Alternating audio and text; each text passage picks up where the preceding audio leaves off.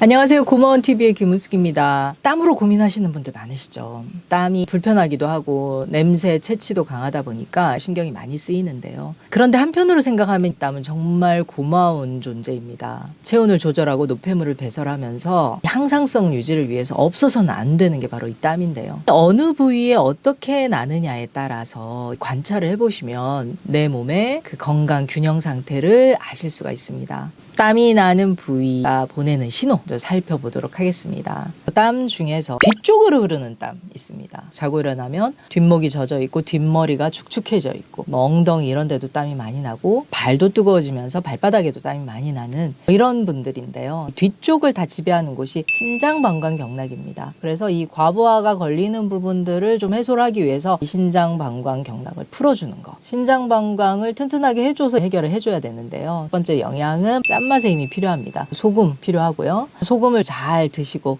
식사도 짭짤하게 하시고 해조류 이런 것들 많이 드시면서 음식에 넣어 드실 곡식으로는 검은콩, 약콩 좋습니다. 국물에 좋은 소금을 충분히 드셔서 국물 드시는 방법과 따로 소금차나 소금물 활용하시는 것도 좋은 방법입니다. 등 운동, 허리 운동, 발목 운동 기본이죠. 뒤쪽 방광경락의 순환을 좋게 만들어주시면 뒤로 축축하게 땀나는 거, 등 쪽으로 땀이 많이 나고 오금이라든지 발바닥 이런 데 땀나는 것들 훨씬 덜합니다. 그리고 이 신장 방광경락 쪽에 문제가 있고 노폐물 짜내는 힘이 약해지신 분들은 발에서 나는 이제 꼬랑내가 굉장히 지독할 수 있습니다. 분비물에서 썩은 내, 콤콤한 냄새, 암모니아 냄새 이런 것들이 좀 많이 날 수가 있는데요. 말씀드린 것처럼 소금 잘 활용해 주시고 해당되는 부위에 소금을 풀어서 조격을 해주시거나 하시면 좋고 스프레이도 뿌려주시면 좋습니다. 그리고 손발에 땀이 많이 나는데 특히 발에 땀이 많이 나면서 늘 축축하고 사타구니 같은데 땀 많이 나고 가려움 많이 호소하시는 그런 분들, 간담경락에 소통이 잘 안 되는 분들입니다. 힘이 딸려서 과부하가 일어나는 그런 경우인데요. 땀이 나면 몸에서 쉰내가 유독 많이 납니다. 발에서도 쉰내, 땀에서도 쉰내가 많이 나는 분들, 간담경락의 소통에 문제가 있다. 소통이 잘 되게 해주시려면 영양은 바로 신맛 나는 것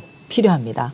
레몬즙, 비타민C, 오미자, 산수유 이런 거 좋습니다. 오미자즙이나 오미자청 같은 거 활용해 주시면 좋고요. 레몬즙도 레몬수 만드시거나 레몬차 활용해 주시면 좋습니다. 곡식으로는 보리, 귀리나 밀, 팥 활용해 주시면 좋은데요. 밥에다가 넣어서 한 끼 이상 충분히 드시면 간담의 힘, 목기를 채워주실 수가 있습니다. 간담경락 쪽에 문제가 있는 분들은 목이 굳어있는 분들이 많기 때문에 목 운동하고 옆구리 고관절 운동 꼭 필수입니다. 그쪽을 잘 풀어주시면 사타구니 쪽으로 땀 냄새, 발이 축축하면서 늘 습하게 쉰내가 나던 부분들이 훨씬 좋아지실 수 있습니다. 간담경락이 약한 분들이 무좀에 시달릴 가능성이 크기 때문에 조격하실 때 항균 작용을 위해서 소금도 넣으시고 식초 같이 넣어서 발 씻어주시면 도움이 됩니다. 그 사이사이에 순환이 안 되면서 이 접혀져 있는 부분들 조격하실 때 많이 만져주시고 닦아주시면 냄새 훨씬 줄고 뽀송뽀송하게 유지하실 수 있습니다. 손에 땀이 많이 나는 분들이 있으신데요. 정말 불편하죠. 이게 손은 악수를 한다든지 글씨를 쓰거나 마우스를 만진다든지 늘 사용을 해야 되는 부분인데 손에 땀이 너무 많이 나서 업무를 하거나 생활에도 굉장히 불편하고 또 심한 분들은 금방 한 컵이 다 찰 정도로 수건이 다 젖을 정도로 그런 분들도 많으신데요. 손의 땀 같은 경우는 심포삼초 경락 문제가 있을 때 손에 땀이 많이 납니다. 조절력하고 관련되는 건데요. 손에 땀이 많이 나는 분들은 어깨 통증도 심하실 수 있고 체온 조절 잘 안 되는 문제가 좀 같이 있을 수 있습니다. 손에 허물이 벗겨지거나 땀이 많이 나거나 손 저린증 같은 것도 있을 수 있는데요. 그렇다면 이 부분을 해결하기 위해서 영양은 바로 곡식 중에서 녹두와 조 활용하시면 좋습니다. 밥에다 녹두나 조 넣어서 드시면 좋고요.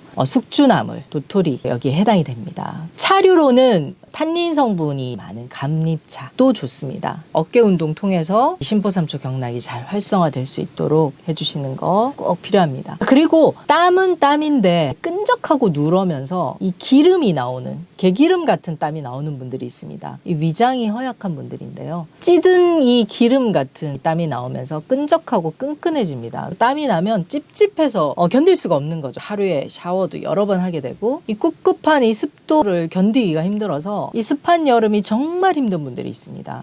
위장, 비장, 경락에 힘이 약한 분들인데요. 식사할 때 얼굴에 땀이 많이 나고 전반적으로 몸에 좀 기분 나쁜 끈적한 땀이 많이 나는 느낌? 비장, 위장, 경락을 튼튼하게 만들어 주셔야죠. 곡식 중에서는 기장밥 좋습니다. 기장 혹은 찰밥. 세 끼 다 드실 수는 없고 한 끼 정도라도 꾸준히 드시면 위장이 많이 편안해지고요. 절대 과식하지 마시고 찬물, 찬 음료수, 아이스 아메리카노 이런 것으로 위장을 식혀버리면 더 힘이 빠집니다. 조금만 일을 해도 금방 힘이 딸려서 과부하가 걸리는 거죠. 그런 끈적하고 누런 땀이 나올 수가 있습니다. 개기름이 계속 끼고요. 코끝에 땀이 많이 날 수 있습니다.